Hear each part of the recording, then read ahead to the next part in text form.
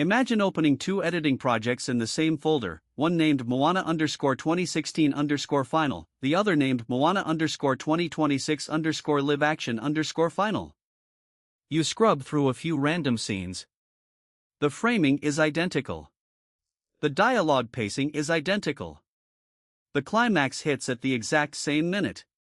The only difference is one uses animated textures, and the other uses real human skin textures. That's not an exaggerated hyperbole for comedic effect. That's almost an exact summary of what Disney just did with the live-action Moana, a film that cost $250 million to do something that should have taken a few seconds with Ctrl+C, Ctrl+V. This is NT Cartoon. The live-action Moana hit theaters this past July 10, directed by Thomas Kail, with Dwayne Johnson reprising his role as Maui and a brand new face, Catherine Lagaya, as Moana. On the surface, this is the safest possible remake formula you could think of. Keeping the plot intact, keeping the original voice actor for the male lead, and just switching from 2D animation to live action. But that safety, I think, is precisely the movie's biggest problem. This video won't just list where the movie matches the original, we'll dive deeper, whether that similarity leaves the movie any reason to exist at all, and how both audiences and the box office answered that question. The boundary between a remake and a file format conversion should be very clear. Almost all the sequences, lines of dialogue, and song orders from the 2016 version are kept completely intact, changing only the visual material. Many critics pointed this out straight after early screenings. Some described it as a shot-for-shot, note-for-note carbon copy of the original.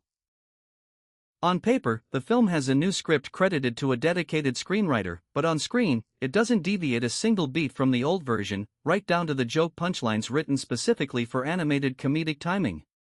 Even a small detail like Mini Maui, the moving tattoo that is Maui's signature trait in the animated film, was kept entirely and recreated with CGI for the live-action version, rather than being redesigned to better fit a film with real actors. It clearly shows the filmmaking mindset here. Whatever could be animated is kept identical, and the job of live action is simply to slap a rendered skin over it. The key issue is that the 2016 animated film just turned 10 years old. This isn't like Snow White, which is nearly 90 years old, where audiences need a fresh version to re-engage with the story. On average, the gap between a Disney animated film and its live-action counterpart is about 27 years. Moana cuts that gap down to less than a third, and worse, the animated sequel Moana 2 was released in theaters just 2 years ago. Audiences just returned to this world recently, and now they have to return once more, except this time, with flesh and blood. With a movie that clings to the original down to every single frame, what is left to discuss other than measuring how much heavier or slower it is compared to the original? And this is where the film's visual side reveals an even bigger problem. This is the common paradox of Disney's live-action lineup, but Moana pushes it to a new level. The movie shoots real sets and real actors, but most of the most important characters, transforming Maui, the goddess Te Fiti, the lava monster Tekot, still have to be built entirely with CGI. In other words, $250 million is spent to transition from a fully animated film to a half live-action, half CGI hybrid, where the CGI doesn't even look better than the original hand-drawn version. Instead, because it now has to stand next to flesh and blood actors, it looks noticeably faker. The viewing experience feels disjointed as a result. Scenes where real actors talk to each other are fine, but whenever the camera cuts to a CGI character, the whole frame drops into an entirely different material tier, like stitching two movies made with different technologies into a single project. The boundary between live action and animation that this film should have positively erased is instead exposed in reverse. You always know exactly when a movie is using CGI, because it keeps reminding you of the 2016 version without looking as good. Amidst this visual mess, Dwayne Johnson returns as Maui, this time in the flesh rather than just voicing him. Theoretically, this should have been the main selling point of the project, since his voice has been tied to the character since 2016. But the problem lies right here: the animated Maui was designed with exaggeration. Lively tattoos, unrealistic mythical body proportions. Forcing a real person to replicate that exact design, complete with a wig and CGI tattoos, results in a version that is far less convincing than the hand-drawn original. The Rock still performs just as he has for the past few years, familiar expressions, muscles taking center stage in the frame, but that acting style suits an exaggerated animated character much better than a flesh and blood Maui standing next to live-action sets. Even the actor who has stayed with the role from the beginning is forced to reenact what he once portrayed, except this time without the hand-drawn layer to mask repetitive expressions. If there is one genuinely new piece in this entire movie, it is Catherine Lagaya as Moana. This is her feature film debut, and unlike Maui, this role has no previous voice performance to dictate how she should sound or express herself. Quite a few reviews, even low-scoring ones, single out Lagaya's performance for praise, arguing that she brings a genuine, living Moana to the screen who isn't boxed in by the original. And this is the ultimate irony of the entire film. The only thing recognized by both audiences and critics as fresh is the one thing Disney had no way to copy-paste, simply because there is no technology that can force a 2D animated character to act in flesh and blood.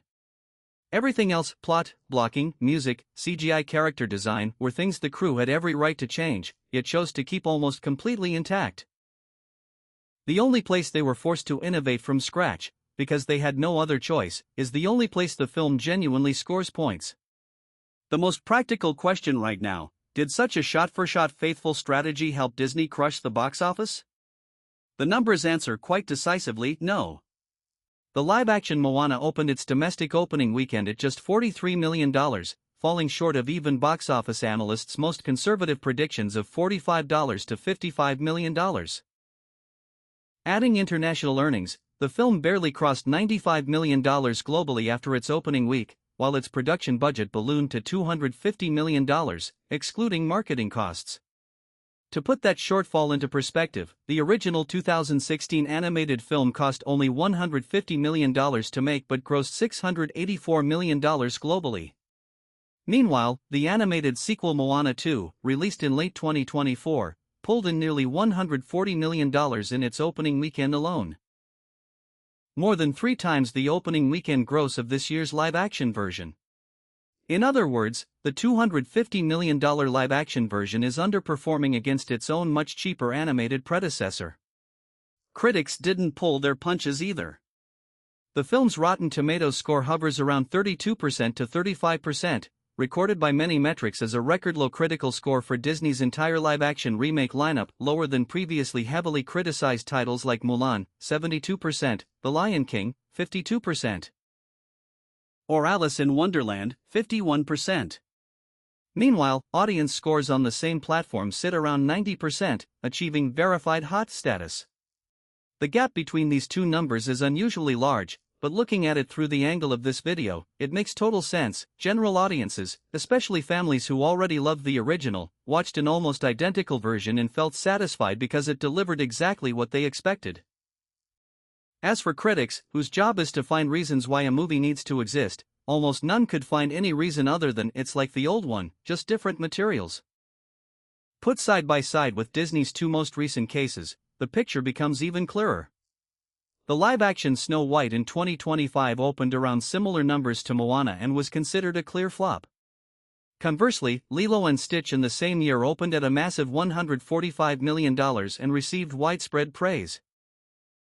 Simply because it is an animated title over 20 years old, far enough back for a remake to feel fresh, and the crew actually dared to modify many details rather than copying everything nearly verbatim. The formula, the more similar to the original, the safer, turns out to be true only when there is enough time distance to breed nostalgia. Moana lacked that exact distance, so Disney's safe calculation failed right from the foundation. If the live-action Moana was a test of how precisely a studio could recreate its own work, this would be a nearly straight-A paper. But cinema, especially a $250 million production, has never been a copying test. What audiences pay money at the theater to buy is a new experience, even if just in terms of feeling, not a re-rendered version of what they watched just a few years ago right at home on Disney+. I think this movie is worth watching for 2 types of audiences. First, families with young children who haven't experienced the animated version yet. For them, this is still a great story told decently, just retold. Second, hardcore fans who want to see Maui and Moana step out of the screen in live action, viewing it more as a grand stage performance than an independent cinematic work.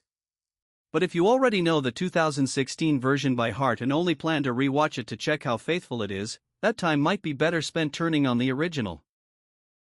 It's faster, and you save on ticket money. What about you guys? Do you think Disney should stop the exact remake formula, or keep going as long as people still buy tickets? Let me know your perspective in the comments below. Thank you everyone for watching to the end of the video. If you found this perspective insightful, don't forget to leave a like, subscribe to the NT Cartoon channel, and hit the notification bell so you don't miss any upcoming film and animation analysis videos. See you in the next video.